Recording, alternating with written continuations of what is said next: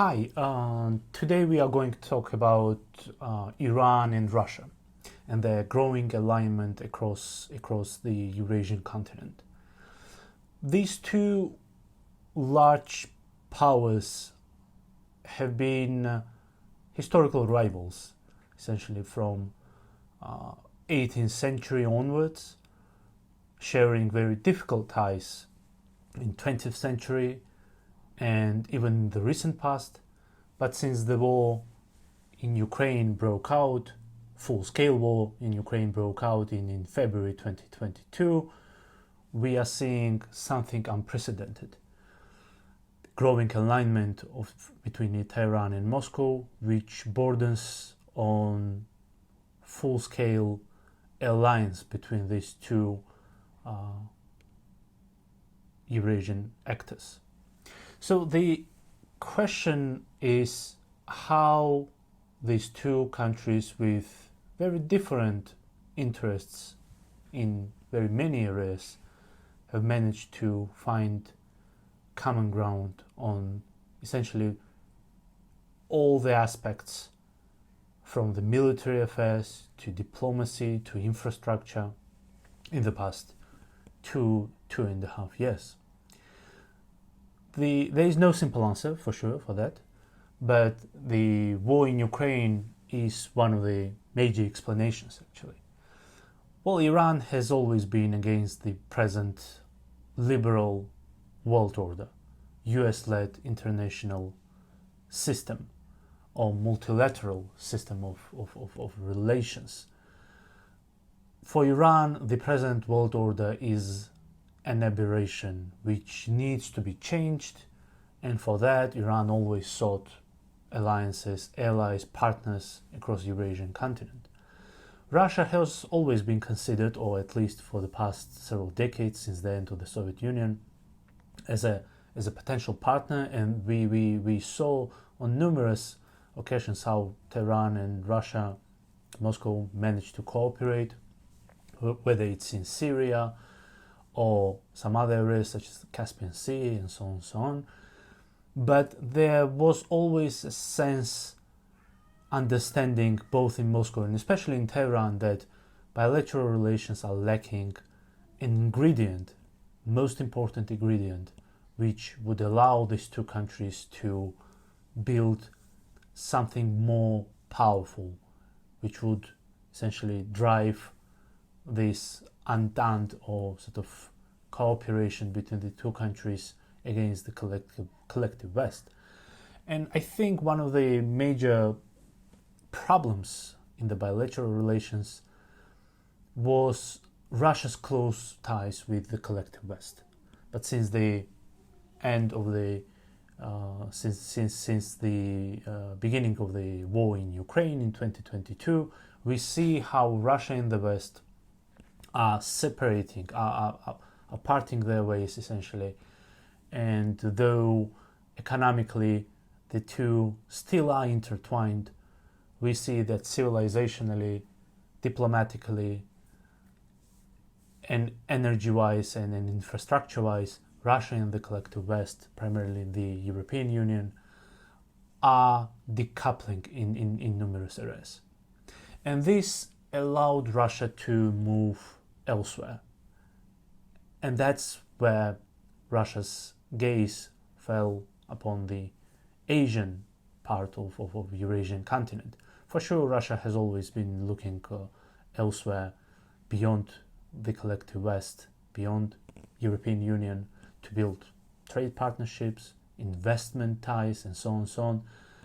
But up until the invasion of Ukraine in 2022, Russia's ties with Asia, with Middle East, with Asia overall, were still limited, I would say. Surely ties with China were flourishing, but even there were limits to that. And so after the war, beginning of the war in February 2022, we see how Russia turns eastward towards the Middle East, towards Asia, and here is Iran with its own interests and ambitions, and how Iran essentially understands and sees and perceives essentially Russia's weaknesses, Russia's needs. And that's how the two actors essentially managed to build a very close partnership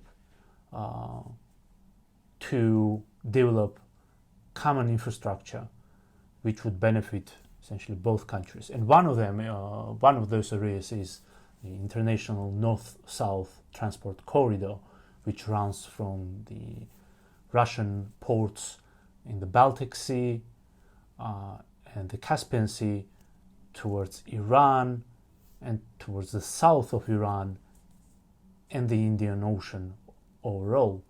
And this corridor, which has been dormant, I would say, for decades, although the idea was first propounded in early 21st century, now we are seeing the expansion of this corridor across the Caspian Sea, across the western and eastern parts of the sea. And I think the most important area we should be watching is the western part of the Caspian Sea, or the route which runs from Russia to Iran via the Azerbaijani territory.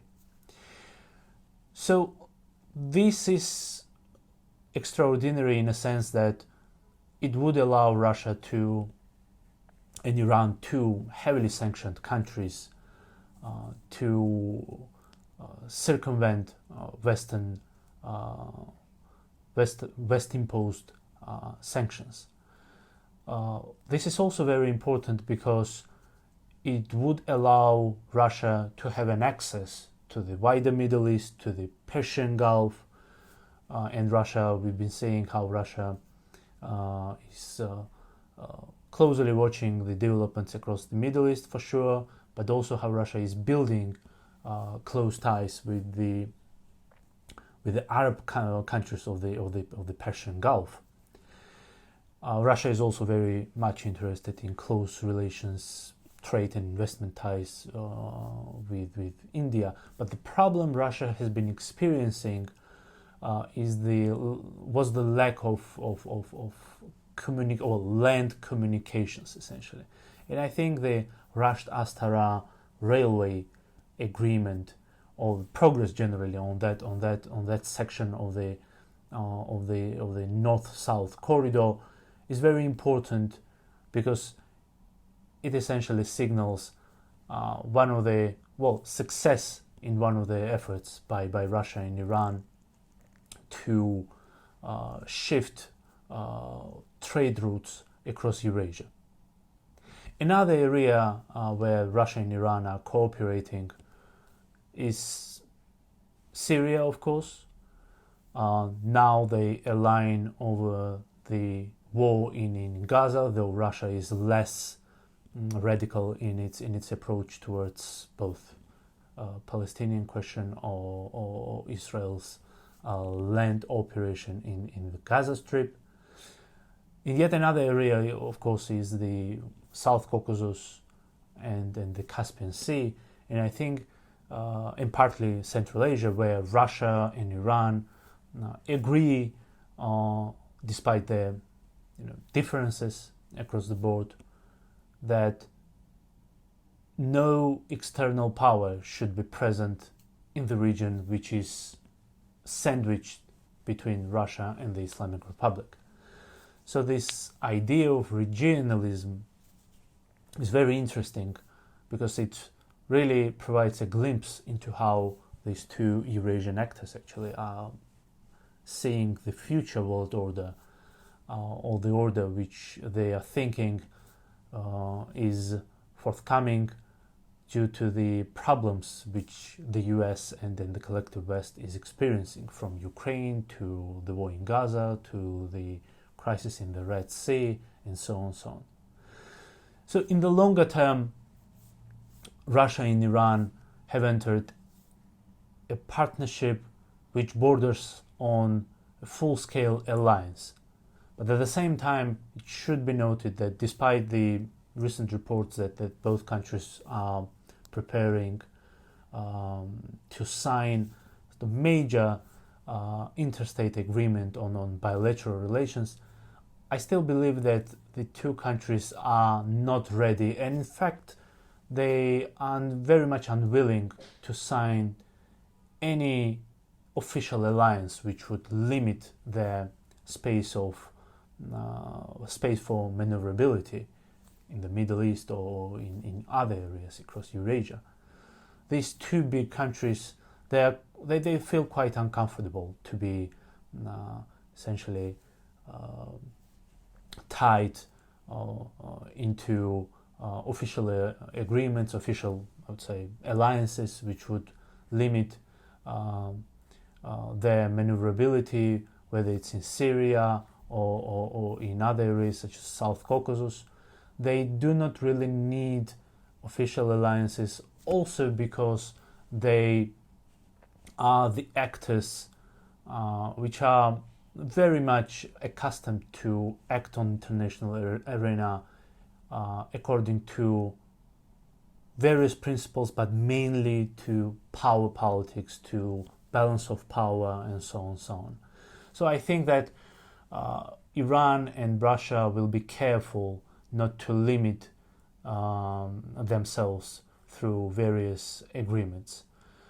Surely economically and militarily their cooperation will grow, but those are the areas where both are benefiting very much, especially amid their growing understanding that the present world order, which is still led, at least partly, by the United States and generally the collective West, this needs to be changed, and Russia and Iran, they're expecting sort of more just, in a way robust for them, world order based on multipolar principle.